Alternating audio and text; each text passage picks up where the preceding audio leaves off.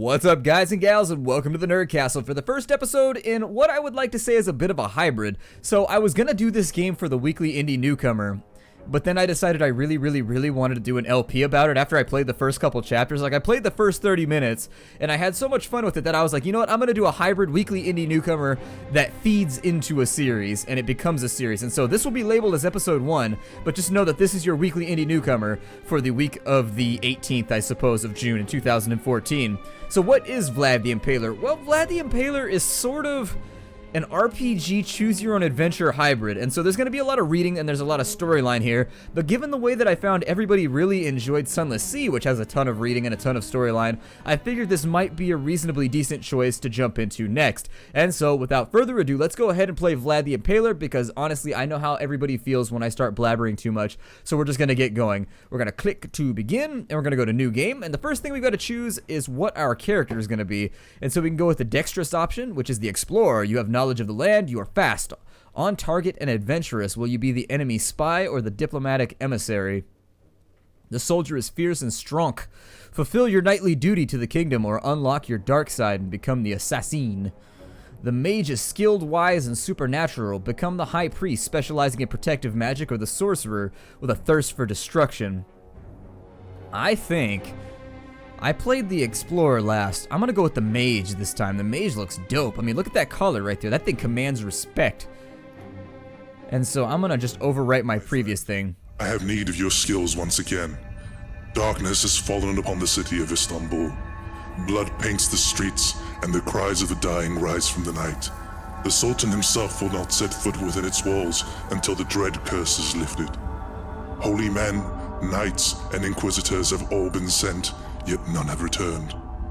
You are the only one whom I trust to investigate this. Your cunning, your prowess, and your penchant for results are needed here more than ever. Find the source of this wickedness, and deal with it as only you can. Godspeed, my friend, and watch your back. I don't know. Never mind. I bet it's that guy. That guy's guilty. He told me to watch my back. It was a veiled threat. You pass through the gates of Istanbul on a moonless night. The lights from torches are few, and the eyes of midnight wanderers are many. A group of guards huddle around the body of a woman, her heart ripped out and used to paint a tall, bloody 15 days on the wall behind her. The weight of fear is heavy on the streets. The scent of death haunts the tight air. It is a city under siege, and the enemy is invisible.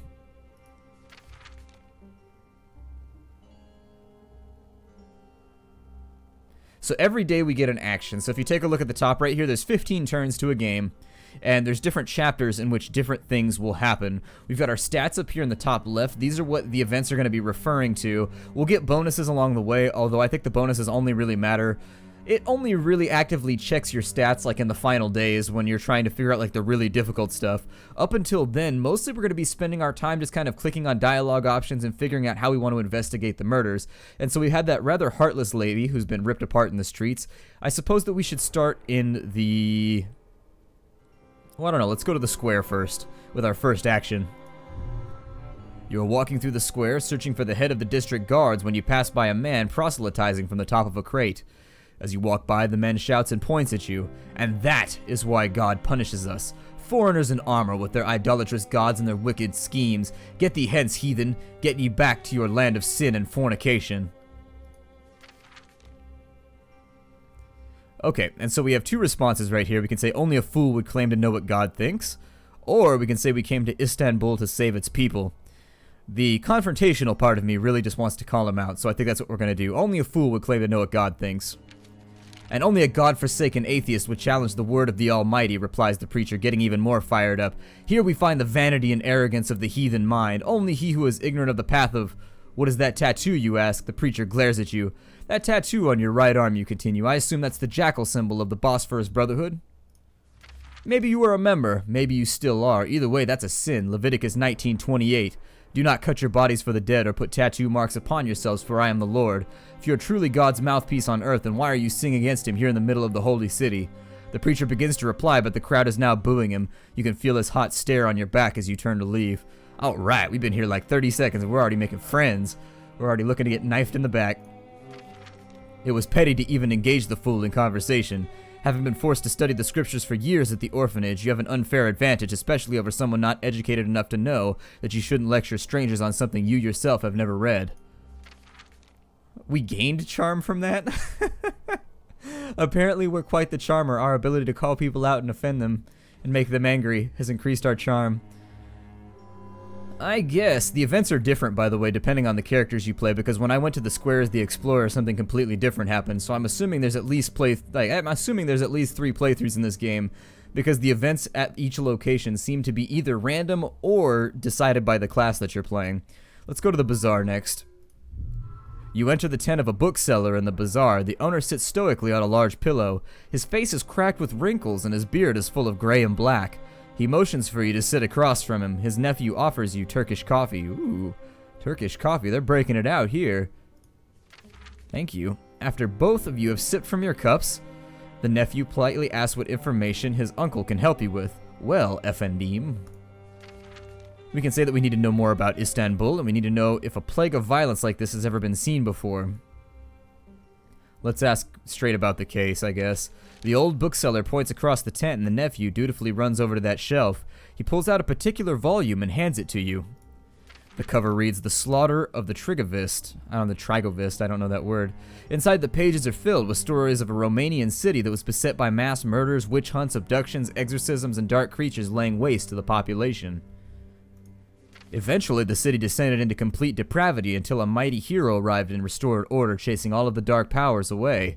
The name of that hero is one that you are well acquainted with, Vlad the Impaler of Wallachia. So we gained 2 charm from right there. Our charm is actually flying off the easy. We got ourselves, apparently, we could talk an Eskimo into buying ice cubes, I guess. I don't know. Let's go to the port next. I don't know if we go to the same location twice, what's going to happen. Let's try it. Let's go to the bazaar again. You are wandering through the Istanbul bazaar, eating a piece of honeyed baklava when you notice a little girl watching you from a few tents away. She looks as though she's coveting the sticky dessert that's getting all over your fingers. You give her a slight smile of condolence. Then, hands suddenly emerge from a secret fold in the tent behind the girl and pull her inside without a sound. Of all the abductions that you've been following in the city, you never thought you'd actually witness one happening. You walk over to the front of the tent, finishing off the last of your dessert. Welcome, my friend, says a smiling merchant in a turban. Are you in need of a lamp or oil? So we can tell the merchant that whoever is holding the girl in the tent had better release her right now before you summon the city guard, or we can force our way inside and handle the kidnapper directly. I think that I'm a charmer. I don't think that I'm a strong character, and this sounds like something that would rely on our strength stat or our ability to fight. And so I think instead what I'm going to do is let's tell the merchant whoever's hiding the girl better release her. The merchant's eyes darken and he says, We are paid up for the month already and will not submit to your order's bullying. This grabs your interest. Clearly, someone higher up in the order is running a protection money scheme where people who break the law can continue without being handed over as long as they pay regularly. And this man thinks you're with the order. You look the merchant dead in the eye, saying, You think this is bullying? Want to pay triple next time? Give me the girl. The merchant nods in acquiescence and motions for you to enter the tent. You do so, drawing your weapon. The girl and the man who took her are nowhere to be found. They've nearly escaped while the merchant kept you busy. The next thing you hear is the merchant calling to the city guards saying that there's a thief in his tent. You've been outconned this time and need to escape before the guards find you and decide to cut off your hands. With minimal searching, you find the secret fold in the back where the kidnapper must have escaped through and you slip through. Your heart breaks for the girl as you disappear into the crowd, vowing that the merchant and his accomplice will be brought to justice. So the end of chapter 1. The results. Got +2 to charm, so we've ended this whole thing with a little bit more charm and a little bit of extra agility. Okay. So our finalized stats are 7 charm, 6 agility, 5 dexterity, 5 strength, 5 constitution, 6 intellect, intelligence, or 7 magic. Chapter 2. The evidence you've collected lays spread out on the table before you. Your meal from the tavern downstairs sits half-eaten as you try to make sense of the results of your encounters. That's when you sense the presence behind you. On instinct, you spin to the side just as a knife passes through the air where you'd been standing. All of your weapons are across the room, save the one that no one ever expects. You, with singular speed and deft strikes, you grapple with the hooded assassin, keeping the jagged knife just beyond the slice of your flesh until at last you gain that crucial advantage and flip your attacker over onto the table, breaking it to splinters in the process.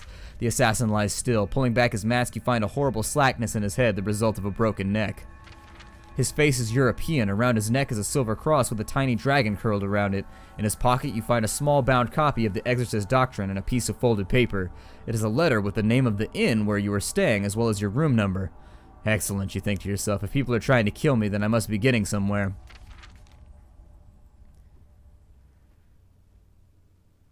Well, at least we've got Bujitsu skills, I guess. That's not normally the sort of thing that I would expect to have as a mage. But you know what? I will 100% take it. We will flow like the river. We will float like a butterfly and sting like a bee if we must, and also be quite poetic about it. Let's go to the Basilica. That seems like the kind of place we could probably fit in since we're a man of the cloth. You are visiting the Basilica before sundown when you notice a group of altar boys gathered around a corner. They seem to be up to something, but you can't tell what. When the priest finally calls for them, they run off, giggling and shoving each other. You approach the small table where they had been gathered around an open box. Peering inside, you find a mouse. The mouse is desperately trying to get out of the box, but the boys have covered the poor thing in lamp oil, so it's just slipping helplessly off the sides. Let's free the mouse. Remembering the mouse that you used to feed at the orphanage, you pull the little creature out of the box and put it in your pocket. Once you're outside of the Basilica, you set it free in an alley. As it scampers away, you remember how difficult it could be for a creature so small to get out of going to church. So we gain a little bit more charm. We are quite the dapper fellow at this point. Talk a lady in red into ketchup. I suppose... Let's go to the port. You make your way through the port of Istanbul as the sun goes down. There's a fisherman who may have information on people being sold and smuggled out of the port. As you search for his berth along a multitude of piers, you hear a voice calling out to you. Turning, you find a woman cinched into a European dress waving at you from a docked ship. Pardon me, she says in a German accent, but would you have a moment to assist my lady? Curious, you call back. What seems to be the problem? My Contessa is ill and needs help leaving the boat. Would you be so kind? I bet it's a booby trap. I totally bet, but the Contessa might be a... Ooh, if she's actually asking for help, a countess or a Contessa might... I think that's just a... I think it's just a change in the word countess. I think a contessa means it's somebody with a noble title. Somebody with a noble title might help our investigation. If you're wondering how I'm making the choices that I'm making, I'm just choosing randomly when it comes to the locations I'm going to. This game doesn't have any clear, you should be doing this or you should be doing this. It's just kind of like if you've ever played Tales of Arabian Nights, which is an old board game. It's kind of like that. There's not really anything you're supposed to be doing at any given moment. You just kind of roll dice and pick things and just see where the story goes, and that's how you're supposed to have fun playing the game. It's not necessarily that you're trying to win or that you're trying to lose based on skill. It's just about being there for the story. I think it's a trap, but let's assist. You board the ship and the lady takes you to the main cabin. There, reclining on a large bed, is one of the most beautiful young women you've ever seen. Her flowing brunette locks dance across the pillow as she turns towards you. I apologize, she says, but I haven't the stomach for sea travel. Could you please carry me to the pier? It would be my honor, you reply, and gather her lithe form in your strong arms. Her delicate hands drape around your neck as you carry her off the boat and onto the pier. A carriage has arrived since you went aboard, and you carefully deposit the Contessa inside next to a black woman in a colorful turban. There you are, Contessa, you say, but then you realize you haven't been properly introduced yet. Her eyes meet yours. Karnstein, she replies. Carmilla Karnstein of Styria. You kiss her hand in the European fashion. Welcome to Istanbul, Contessa, you say. She leans in and kisses you on the cheek. Then, the brutish coachman cracks his whip and the horses pull the coach away into the city.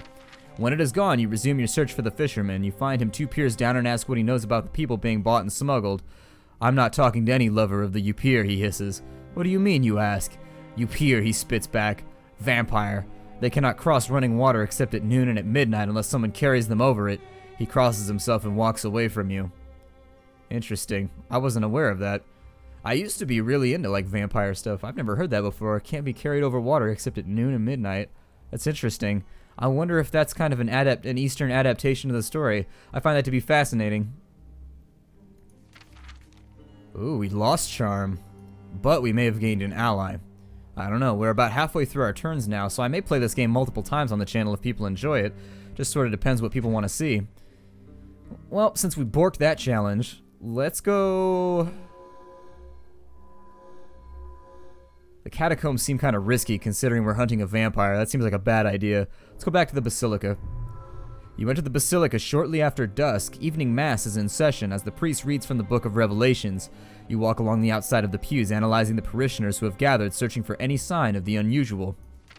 Your eyes suddenly land on a man sitting in the middle of a pew whose throat is pouring blood from a gaping gash. So we can either search him for evidence before anyone else notices and a panic breaks out, or we can wait for someone else to notice and then watch the reactions of people around him for clues. Let's search for evidence. You leap over the pews, jumping to the dying man as his eyes roll back in his head. Your agile bounding draws attention to the man, and screams suddenly erupt across the church. The front of his tunic is soaked in blood by the time you reach him, and you immediately begin going through his pockets searching for anything. The frightened churchgoers move back in panic, with many racing for the doors. Nothing of interest seems to be on his person, but after a quick glance around, you notice a small leather journal on the floor beside the pew. There are 2 bloody fingerprints on it. The assassin must have been after the book, but dropped it in a panic when they saw you leaping across the church towards them. Rifling through the book, you find a list of names. Each name has a date beside it. Flipping to the front page, you see a few words in Greek, which translate to the missing. So the end of chapter 2 as the mage, we've gained 1 charm, 1 agility, and 1 intelligence. Leaving our finer stats at right where our charm already was. Our agility's gone up by 1, and our intellect has gone up by 1. Chapter 3. The orphan with the eye patch scurries soundlessly across the dark rooftops to where you're perched. Maya Mom says that the amulet you drew is the symbol of the Holy Order of Knights of the Dragon. You eye the smudge-faced child and ask, how can that be? Why would a holy knight try to kill me? The orphan smiles with a few missing teeth and says, Crusaders trying to kill you, eh? Now you know how it is to live in Istanbul. You throw a gold coin to the child and he nods in appreciation, then disappears silently across the rooftops. You pull the silver pendant from your pouch and look at it dangling against the skyline of the city below. Order of the Dragon. Well, at least we've got our contacts in the hood, I guess. We've got our own little flock of Dickensian orphans that are running around handling all of our busy work for us. I can't say that I'm displeased with that. I always wanted my own band of Cockney orphans that would do all of my evil doing, I guess. My minions. Let's see here. Where should we go next? I'm feeling sort of square right now. Oh, we can go to the Palace now. Okay, so we can go up to the palatial highlands if we wanted to. Let's go to the catacombs. Let's risk it. I want to find out. You descend into the catacombs beneath the city. It quickly becomes apparent that you are in a twisting maze of tight corridors that may well stretch on for miles. Everywhere around you, the dead lay in row after row of endless shelves and alcoves. As you wind your way down the paths of the dead, you become faintly aware of a high-pitched chirping sound. At first you think it might be rats, but then you turn around. Before you can react, you are engulfed by a swarm of bats filling the corridor. Oh, balls. Their chirping is disorienting. The beat of their wings surrounds you, and you swear you catch a terrifying flash of a maniacal laugh as they pass. Worst of all, the wind from their 1,000 beating wings snuffs out your torch. Disoriented and in the dark, you are suddenly in very real danger of becoming permanently lost. And in these halls, that can be a death sentence. You manage to relight your torch, but you have no idea which direction you came from. Let's press on. I mean, why would anybody be so deep down in the catacombs anyway? So the first option is to wait where we are and hope that someone passes by, or we can press on into the darkness. Let's press on. Luckily, your training as a mage has prepared you for moments such as these. You raise your torch into the air and chant the incantation of the Pilgrim's Lament. Then, just like when you were in the catacombs of Alexandria, your flame begins to curl towards the south. You use it to find your bearings, and after some trial and error, you manage to find the exit. You resolve to return when you are better equipped. So we gained 1 magic because we had to practice our spells. Nice. Nice. Our practice of the flameomancy appears to have worked in our favor. I knew it was a bad idea to go there. I had a distinct feeling it was a bad idea, but everything's been a bad idea so far. People get murked left and right. Nothing's going well for anybody so far. Basically, we've got an enormous trail of dead bodies, and after 8 turns, we've discovered nothing except the Crusaders are in on it. We've got a Countess who might be a vampire. Let's go to the palace and see if we can meet up with the Countess. You are walking through the gardens of the palace after one of the many balls that the Sultan seems to keep throwing. As you pass through the rows of trees, you notice that several of them are hollow. They must make for exceptional places to hide when one wishes to be discreet about a forbidden lover, but as you reach the middle of the grounds, you are struck by the feeling of being watched. You turn to find 2 eyes glaring at you from inside one of the hollow trees. A large leopard emerges from the darkness, snarling low as it stares at you. You would not have been allowed inside the palace gates had you been armed, so the only weapon you have is the brooch that fastens your cloak. Ooh, it might be one of the Sultan's pets, and so our first option is to run towards the leopard, growling and screaming. The second is to wait for it to jump and then stab it with the brooch. I'm not sure either is a good idea. The first could be taking offense. I mean, the Sultan might take offense with the fact that we're messing with his pet. We don't know it's his pet. I mean, this could be just about anything. However, let's assume for a moment that it is the pet. We might be being offensive by chasing his pet around, and it'd be even more offensive for us to stab it in the neck. Still, gotta look out for ourselves. You start to back away, allowing the cat to sense an advantage. It leaps at you, and you jam the 2-inch long needle into the leopard's throat as it lands on you. It yelps in pain, but you continue stabbing it over and over. It leaps off of you, bleeding profusely, and lumbers away into the darkness. You climb back to your feet, your clothes mangled, but not as bad as you would have expected. Still, you've managed to survive an attack by a wild animal, and quite possibly managed to kill it in the process. You head off, deciding that you've had enough near-death experiences for one night. So we gain strength right there. I don't know if the better strategy for us is to go through and pump one stat and always take the option that seems to boost a singular stat, or if we want to spread things around a little bit for the final challenge. I'm not really sure. We'll find out. We'll get there eventually. We've got a couple minutes left in the episode, so I don't think we'll be able to make it to the finale, but we'll get close. Maybe I'll make it a little bit longer of an episode. I recorded a little bit earlier today, so I've got time to kill. I'm not doing anything right now.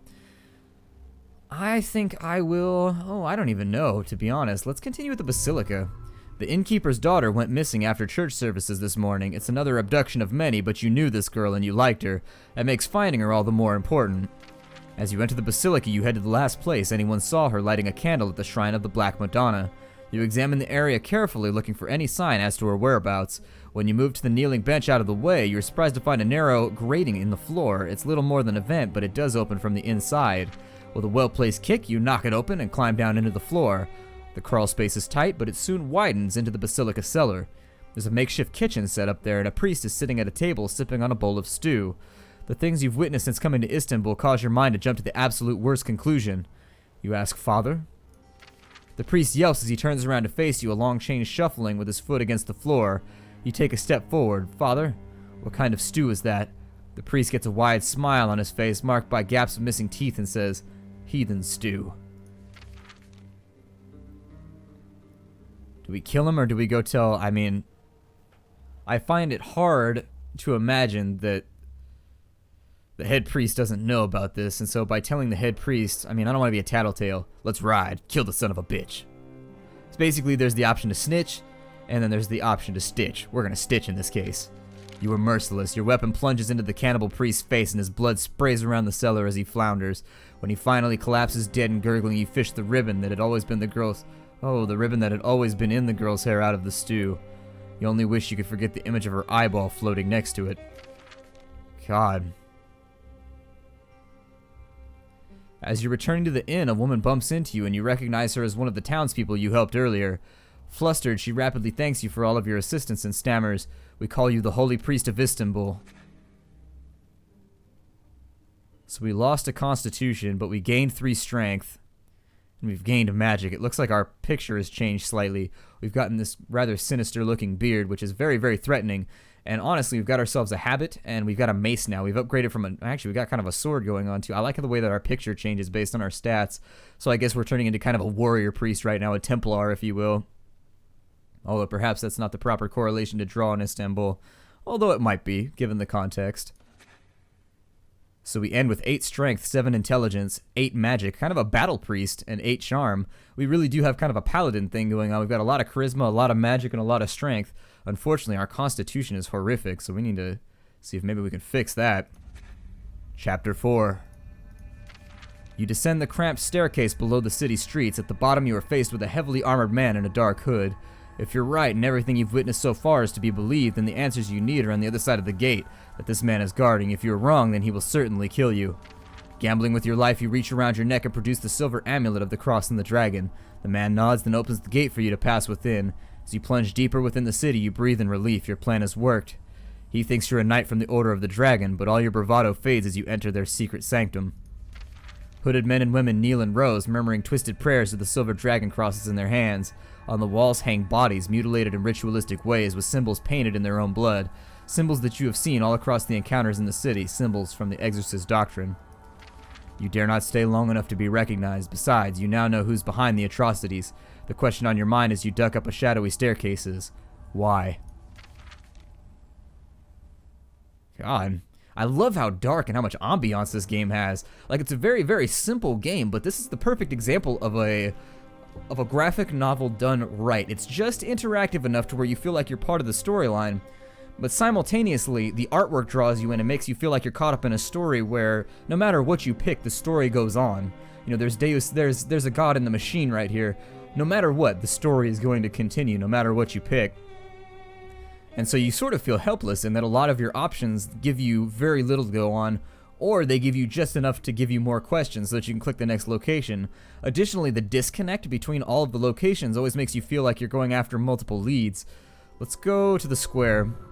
You are chasing a knight through the town square. He's fast, but you manage to keep him in your sights until he disappears through an archway into a small building.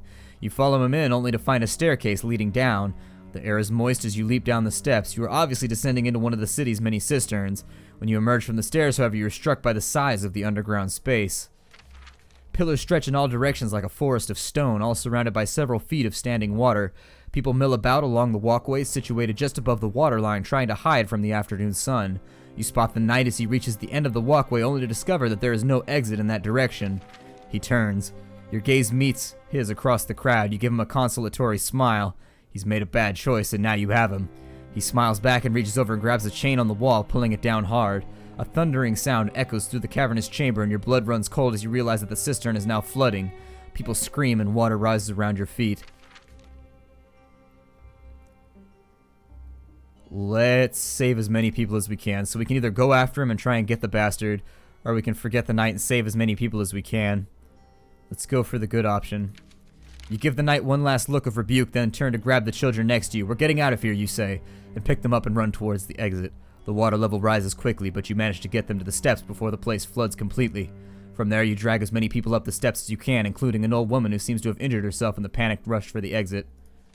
When you emerge from the flooding staircase with her, you are met by city guards helping people get clear. You make sure that the old woman is all right before turning back around to wait for the knight to emerge. He never does. Perhaps he drowned. Perhaps he found another way out. Either way, the people who saw what you did tell the guards that you are a hero. Those whom you saved give you their eternal thanks and tell you that Istanbul needs more people like you. We gained 2 charms, so we're up to double digits now. Good. I'll take it.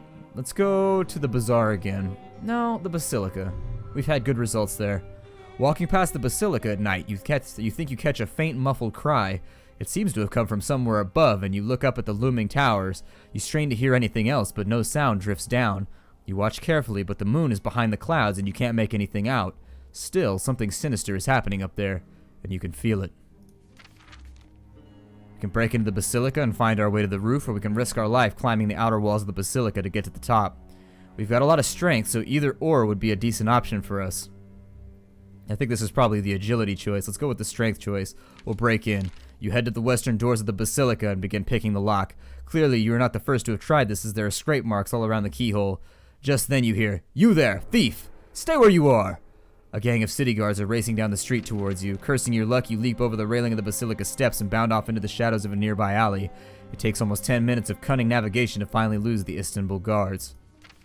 Oh, good, that helped us recover some constitution. Awesome. Sometimes the results don't make sense, though, based on the activity you did. I would assume that we would get dexterity or agility from that because we were hiding and ducking and dodging and picking and poking and all that fun stuff. Let's go back to the catacombs. Yeah, let's live on the edge. Your trek through the catacombs is one of darkness and silence.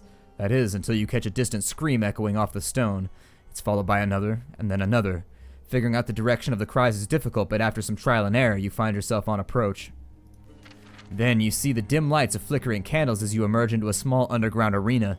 Surly men stand around a depression in the floor, shouting and laughing as they cheer on something fighting in the center. You move to get to a better view and are horrified to find that the fighting pit is full of children. They are dressed in the scantest of rags, and all of them are wielding dirty knives, stabbing and slicing their way through one another as they roar and cry like feral animals. Piles of mutilated adolescents litter the floor covered in blood as the last remaining few grapple and stab one another to the horrific delight of the gathered ruffians.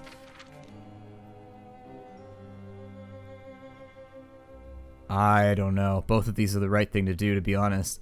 Stopping the spectacle and saving the children is a good plan. But ascertaining the leader is also a really good plan, because we stop the fight, then what? They just move it somewhere else. Whereas if we take the leader out, we win.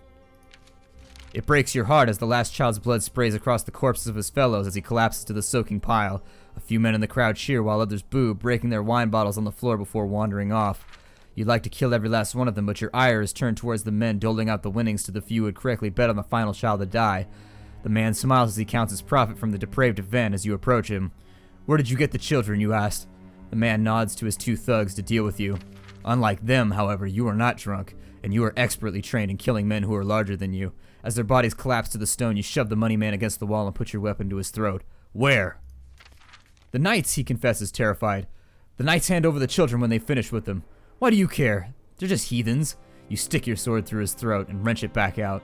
The man collapses, spilling his arteries across the floor as you turn back to the horrible carnage. God. So, at the end of the day, we've gained 1 charm, 1 intelligence, 2 constitution, and 1 dexterity. How this affects anything, I don't know, but we've got pretty rounded out stats. I don't know what Wait, we lost a charm? Oh, I guess we lost a charm. Well, on that, never mind. Chapter 5. Your weapon clanks sharply against the sword of the bearded knight. A shingle gives way underfoot, and you barely manage to adjust your weight before you slide off the roof to a certain death. The knight presses his attack, and you're forced backward along the dome of the Hagia Sophia Mosque. Your name will be added to the list of the judge, shouts the knight. You shall join your heathen brothers and sisters impaled on the pikes of hell, and your sultan will at last feel the fires of the master he serves. With that, you duck a swing of the sword and spin to strike him hard against the ribcage. The armor under his cloak keeps him from being hurt, but the force of the blow sends him careening off of the roof. With a frightened scream, he plummets to the street below, his armored body skewering itself on the spikes of the mosque's fence. As you look down on his broken body, quickly soaking to red, you realize what his final words portend. They're going to assassinate the Sultan. There we are. We've managed to fix it. So let's finish up our game. I'm going to let this be a long episode. I think next we'll go to the palace. I mean, they said we had to save the Sultan, right? You receive an invitation to come to the palace of the Sultan and visit with the... I can't tell if those are I's or L's. Well, you get a chance to visit with the Hiref, I guess. I have no idea whether those are I's or L's, so I don't even know how to begin, like L-I, perhaps? I'm not sure. The Royal Artist Community. Being a sketch artist yourself, this is a remarkable opportunity. After passing through the gates, courtyards, and corridors of the palace, you emerge into a building unlike any you've ever seen. Everywhere, painters, sculptors, poets, and dancers create their masterpieces under the direct sponsorship of the Sultan. At last, you are introduced to a man named Azim, who is the head of the Hiref. I think it's the L.I. Hiref. Welcome, my friend, he says. I've heard through my means that you are trying to discover the truth about the curse that has befallen Istanbul. As such, there is a question I would like to ask you. Please ask it, you reply. Azim says, why would a foreigner such as yourself wish to save our city? So we can say that a friend of ours asked us to do it, and we never let a friend down, or we can say because people deserve to live free from wickedness no matter where they're from. Let's go with that one. Azim nods and says, I was hoping to hear you say that. Follow me. You follow Azim to one of the towers of the artist's building. When he opens the door, you witness a grisly scene. An artist has killed himself using his own blood to paint the last few strokes of an enormous painting. What happened here, you ask? Azim replies, Yusef was brilliant, but when killings began in the city, he changed. He grew sick. Then some weeks ago, he locked himself in here and commenced on this. You look up at the painting on the wall. It's both brilliant and frightening at the same time. A castle high on a mountain with dark clouds raining blood across surrounding lands, and wolfmen and other monsters emerging from the shadowy corners of the painting. You think it's an omen, you ask? I think that you are more of an expert than I, Azim replies. You look down at the bloody artist lying against the wall beneath his masterwork. Clearly, he was moved by something. Okay, so there's a little bit more intelligence. I suppose we'll go to the Basilica again. You enter the Basilica through the east gate. The hymns of praying citizens echo hauntingly through the stone antechamber. You're about to step into the main part of the church when you suddenly stop. Something isn't right with the antechamber. After a few moments of looking, you notice a symbol concealed in the masonry of the ceiling. You've seen it before. It's a 5-pointed crown, the symbol of the Demon King Asmodeus. It's a warning to the educated that danger awaits he who continues forward. I ain't afraid of no demon. You press forward with confidence. Closing your eyes, you whisper the secret incantation of Solomon, who once enslaved Asmodeus. The sound of shifting stone can suddenly be heard, and you open your eyes to find that a part of the wall is swiveled away, revealing a hidden staircase spiraling down. You descend into darkness and find the smell of decay. Upon reaching the bottom, you light the only torch hanging beside the stairs. You recoil in horror to find a room filled with corpses, hanging upside down and chained to the ceiling. Each of them has had their skin flayed from their bodies. The walls are covered in writing, all done in a careful penmanship, no doubt using the blood of those who had been skinned alive. You scan the grisly text only to discover that it is the commandment of Solomon from the exorcist doctrine. The corpses must have been witches, or people suspected of witchcraft. Either way, it would not do to be caught by whichever dark members of the clergy used that horrific place. You leave at once, but not before copying down the last few lines of the bloody text, which seems to comprise an incantation for warding off witchcraft. So we lost a constitution, but we gained 2 magic. Alright, well, final turn. Let's go to the palace. You've been invited to the palace to something called the Visitors' Council. As any invitation to the palace is an opportunity to learn more, you accept. What you find that night is a large forum filled with people from all over Europe and the Middle East, all discussing the state of the city and what's to be done about it. There does not, however, seem to be any format or structure to the gathering, which strikes you as strange. How is this council supposed to get anything accomplished? It's that moment that you notice a European woman standing in a far doorway. There's something striking about her, and she's looking right at you. She then motions with her finger for you to follow and disappears around a corner. You're considering following when you hear someone call to you. You turn and see a crowd of men sitting on couches amidst the gathering. One of them says, "You're the one who's investigating the murders, aren't you? Come, tell us what you found." I don't know. God, every single time it's 2 choices that I like both. Let's follow the woman. You follow the woman down the hall and emerge into a magnificent ballroom. You've never seen its like anywhere before, and at the far end is a strange contraption with a person sitting at it. Music fills the ballroom, and you realize that the person sitting at the table-looking device is actually playing it. You follow the woman across the floor, and she leans against the instrument seductively.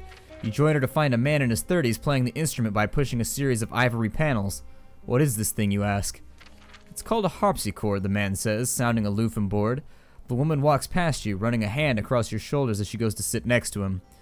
I've never heard its like, you say. No, I assume not, he replies. It's the only one in the world, much like yourself. You cock your head at his comment. I don't know what you mean. He looks up at you through dark bangs of hair. You're not like the others back in that room.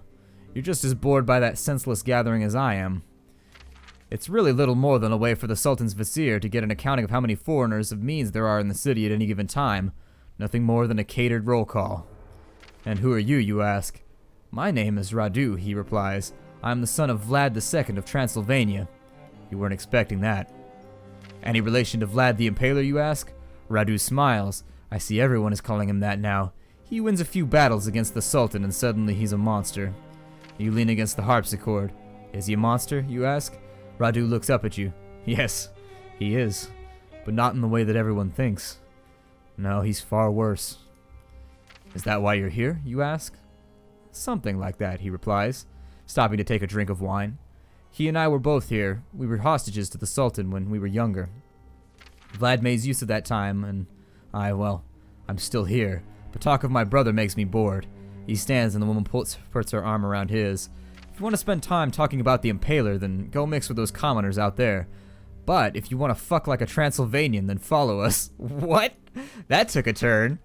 The 2 wander off towards the far door. You decide that perhaps they've been diverted long enough for one night, or you've been diverted long enough for one night and head back to the city and the real problems at hand. Wow, that went in a direction that I totally didn't expect. So we gain intelligence, we gain magic, and we lost constitution. And so we enter into the final chapter. That's kind of a grim picture right there. It's kind of unsettling, to be honest. Sultan Mehmed II is just sitting down into the water of the palace's grand bath when one of the maidens attend to him loops a length of silver cord around his throat. You leap from behind the tapestry where you were hiding and slice the assassin's head off with a single stroke. The Sultan gasps for air as he splashes away, the other royal bathers screaming in horror as the deadly woman's body pitches forward, fountaining blood into the pristine water. What is the meaning of all this? The Sultan cries. You lean over and pick up the woman's head, turning it around to show a tattoo on the back of the neck. They call her Esmiyu. It means dragon in Romanian. The Sultan's face turns from red to white as he sees the symbol of the many-headed dragon on her neck. He then fishes the assassin's cord out of the water to find a silver dragon cross dangling from the end of it. The odor of the dragon. Yes, your majesty, you reply. They are the force behind the bloodshed in Istanbul. I have learned through my investigation that they've been waging a bloody inquisition across your city, torturing and killing anyone they perceive to be evil, and in doing so, they've descended into a darkness greater than that which they sought to purge. The Sultan looks up at you. The Order of the Dragon does not move without the command of their secret master. You nod, placing the severed head onto a silver plate, and whoever that master is would have the weight of all this bloodshed on his hands. The Sultan gazes up at you. Indeed, becoming the greatest of all monsters, and I know the name of that man, for I have faced him before. He is Vlad Dracul, Prince of Wallachia, and known as the Impaler. You reply, finishing the Sultan's sentence. You know of him? You nod sadly. He is the one who asked me to come here, searching for a great evil. The same as his knights, the Sultan's Janissary guards finally swarm the room, and a dozen spears are pointed in your direction. Hold! Shouts Sultan Mehmed. This is a hero, more than that, a hero with one last task to complete. The Sultan turns back to you, for, unless I miss my guess, you are the type of person who finishes what they begin. It's with a heavy head that you nod, because he's correct.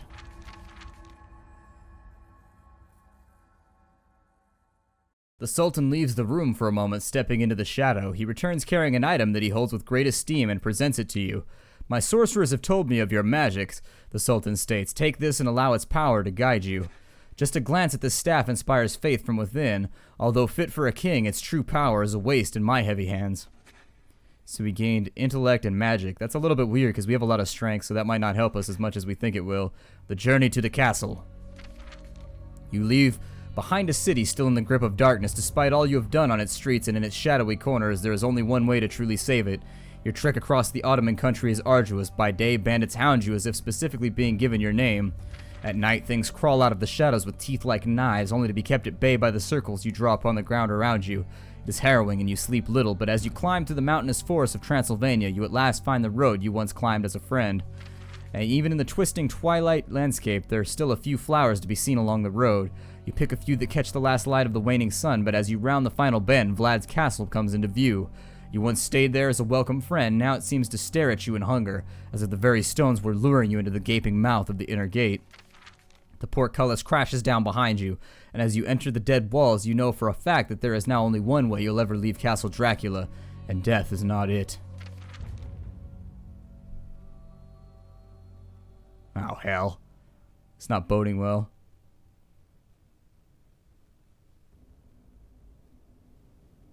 The antechamber, let's do this. The front gates to the castle swing wide as if operated by phantoms. You know that to show any fear would be fatal, so you square your jaw, draw your weapon, and step across the threshold. The main antechamber is dark, but just as your eyes are beginning to adjust, 100 candles flare to life. Cobwebs crisscross the high ceiling, but you can still make out the mural painted there, a sweeping depiction of Vlad as a younger man, leading his force of Wallachian soldiers against vast armies of the Sultan. You remember how much he looked like a savior in that painting when the sunlight would fill the dome, but now, by flickering candlelight, he appears more like a horseman of the apocalypse. Who goes there? Comes a voice from the balcony above you. You look up to find a rugged-looking man with a full beard and dark eyes staring down at you. I've come to see Prince Vlad, you say. I'm a friend, and I suspect he's been expecting me. The man's mouth twists up into a smile. He has been expecting you. To die. The man then leaps over the railing, but when he hits the floor, it's on all fours and in the shape of an enormous werewolf. With a frightening growl, he charges at you. We'll attack it because we have strength. Showing no fear, you leap forward, lunging with your weapon to stab straight through the wolf's gaping mouth. It makes a sickening squishing sound as it lodges down the beast's throat, but the sheer force of the creature's momentum knocks the two of you over, sending you collapsing to the stone floor. The werewolf thrashes in pain, trying to remove itself from your weapon, but you are relentless and twist with all your might to impale the creature through the brain. The furry monster goes limp on top of you. You roll it off and climb back to your feet. Your clothes have been torn and deep cuts begin to ooze blood from where the werewolf's talons raked through your flesh. Fear begins to seep into your veins. A scratch from a werewolf's claws has the chance of infecting you with its curse, and now your blood is beginning to flow, the scent of which will undoubtedly attract the other denizens of the castle. Frustrated and in pain, you plant a solid boot on the werewolf's flank and yank your weapon from the mangled jaws. It isn't turning back to its human shape. Clearly it isn't dead, and in time will resuscitate. You plan on either not being around for that or carrying silver when it happens, and so move on deeper into the castle.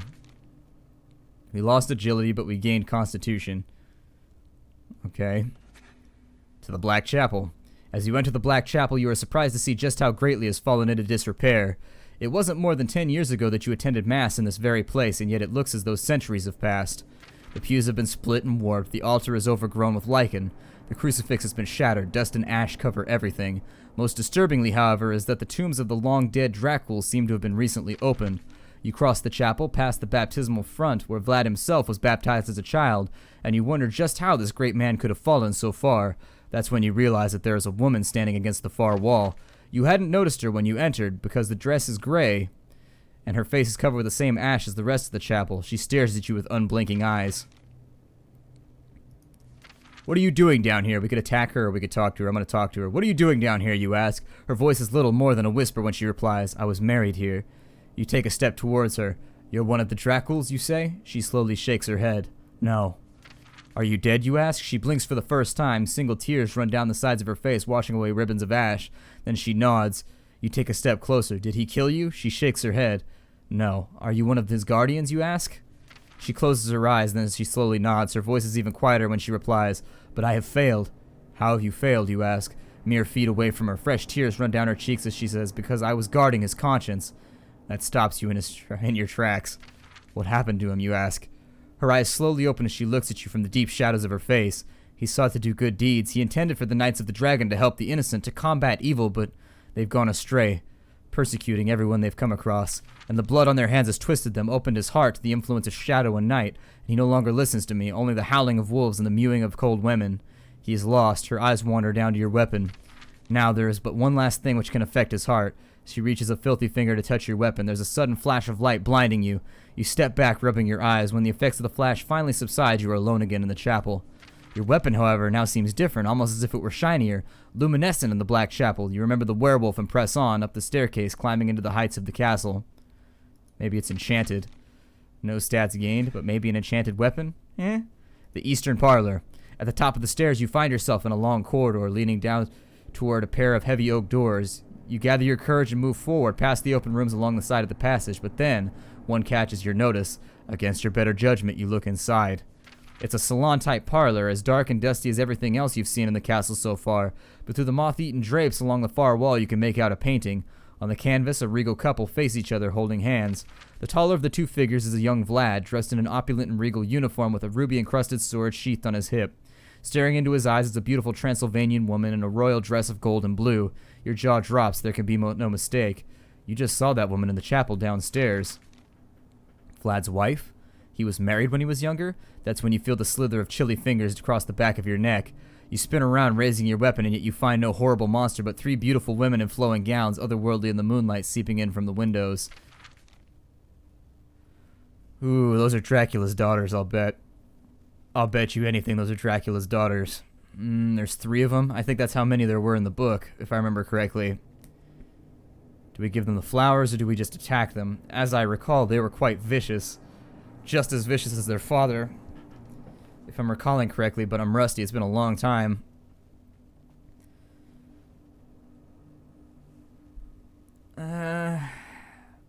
We'll attack. Your years of experience scream through the supernatural haze of their beauty, and you lash out with your weapon, decapitating the one nearest to you. The other two scream in rage as their sister's head bounces out of the room and a geyser of blood erupts from her neck. The enchantment over you is broken, and you now see that the remaining 2 actually have monstrous red eyes and sharp fangs. They leap on you, digging their teeth into your flesh. You scream at the biting chill of their teeth and flail through the mist of blood that is filling the room as you try to get them off of you.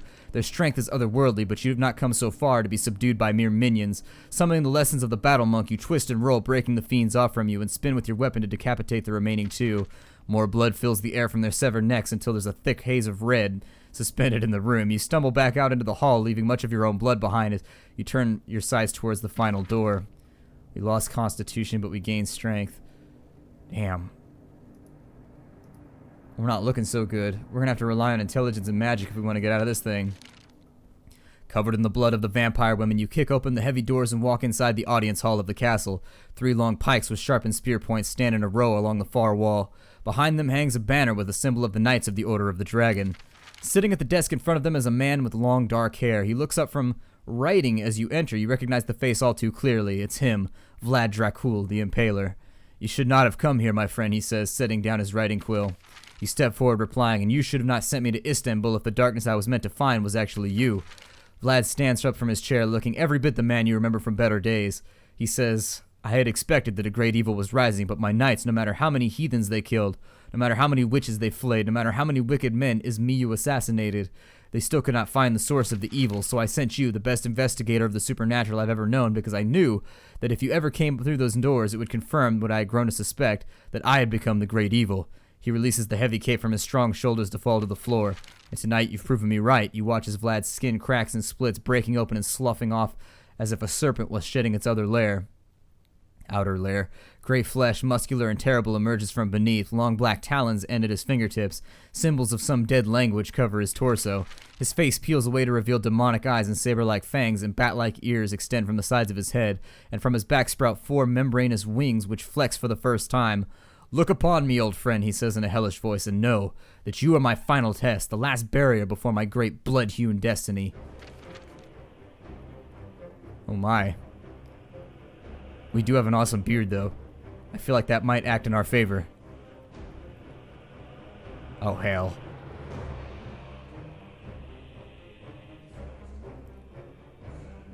So wait, we have... Oh, okay, let's do the Fires of Babylon, I guess. So as we mouse over these abilities, it shows what stat they require. Let's go with the Fires of Babylon. Wanting to bring the confrontation to a close as swiftly as possible, you call upon the powers of the ancients and spin your hands through the air as the room ignites with the fires of Babylon. Flames ignite in the air and begin to swirl at your command. But then Vlad spreads his own arms with a powerful word of command. The flames snuff out, replaced by a deepening chill. He looks down at you with frightening red eyes. "You are not the only one to study the black arts," he says with a waning smile, and then spins his arms, conjuring a vortex of ice and frost, blasting you against the wall and freezing you through to your core. Well, damn. That was our best stat. That was all we had.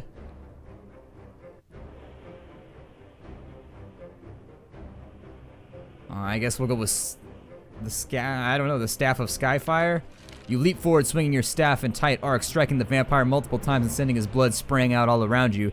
Dracula screams in pain and shock, his wings carrying him up out of reach as the blood rains down on top of you.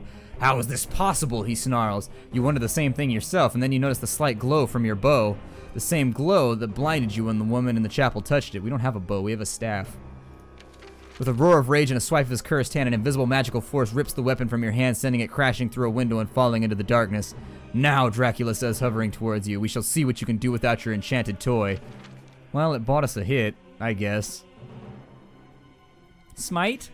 As the vampire stands to his full height, you begin to chant the holy benediction of Saint Darius. Vlad's eyes go wide with rage as you deliver the words in a commanding voice, rallying your faith and summoning the full breadth of your arcane knowledge. The vampire lord shouts a curse in response, chanting something in the black speech of the Thracian underworld, and the room grows colder. Your throat tightens and your voice falters as commanding invocation grows louder. Soon you collapse to your knees, the full weight of the darkness upon you as twin streams of blood spurt from the corners of your eyes. You scream at the overpowering and terrible evil that buries you beneath, extinguishing your holy powers and crushing you with forbidden words. Well, damn. I guess we'll charm him. "Is this what your wife would have wanted?" you ask. The vampire goes strangely still, looking down at you with burning red eyes. "You did not know Nadia," he says, and takes a step forward. "On the contrary, I met her ghost on the way here. I saw the way you looked at her in the painting down the hall, and I saw the way she looked at you. This isn't the end she want for you. This..." You gesture at his new demonic shape. "This isn't the man she loved. This isn't the hero Wallachia, the savior of Transylvania. She wouldn't recognize this creature of darkness, but she wouldn't give up on him either." You throw your weapon to the floor. "You're a great man in life, sure that you can be again. Call off your knights from Istanbul, turn your back on the darkness, and give her the peace her spirit needs to find eternal rest. You can do that for Nadia." The vampire stares at you long and hard. At length his strength goes out of his limbs. The wings fold down to nothing. His skin returns to the color of living flesh, and his face becomes the face of the man you once knew. "It is too late for me," he says. "This darkness cannot be cast aside, but by my actions I might yet be judged." He points at the desk. "I have drafted a letter naming you the new head of the Order of the Dragon. Call them off from their inquisition, guide them to better works, and place me to rest in the chapel of my forefathers in the coffin beside my beloved Nadia. Perhaps there in eternal sleep I may yet know her arms around me." You follow Vlad back into the Black Temple. You watch as he climbs into the stone sarcophagus built for him many decades ago. He looks up at you with one final glance and says, "I chose you well." You nod in respect, and as he closes his eyes, you raise the silver stake over his heart. With a powerful hammer blow, you drive it home, the vampire blood spraying all around it. You then bring your weapon down in a clean cut, chopping the head from the shoulders. Then, as blood fills the coffin, you slide the stone lid shut and lay a final wild rose upon his coffin. "Thank you," comes a whisper from the back of the chapel. Although you do not see Nadia, you can feel her presence there with you. Depleted, you turn towards the stairs. It comes as something of a shock to find the werewolf back in his human form, kneeling in the doorway. In a husky voice, he asks, "What is thy command, master?" The end has come, but there is more left to discover. Cool. Well, I suppose that's the end of the game. I mean, unless there's like a secret ending or something. No, that's it. So my name is Splattercat, and this was a special episode of Weekly Indie Newcomer in which I play Vlad the Impaler. We may play another round of it. I don't know. I enjoyed this game tremendously. I don't very often do 1 hour episodes, but this is one of those weird times where I've been totally, I don't know, beguiled by this game, I suppose. It's a game that I haven't been able to put down, and so I'm happy to have you along with me for this extra long episode. Take care out there, everybody, and hi-do as always. If you want to get the game, check the information down below and play it yourself.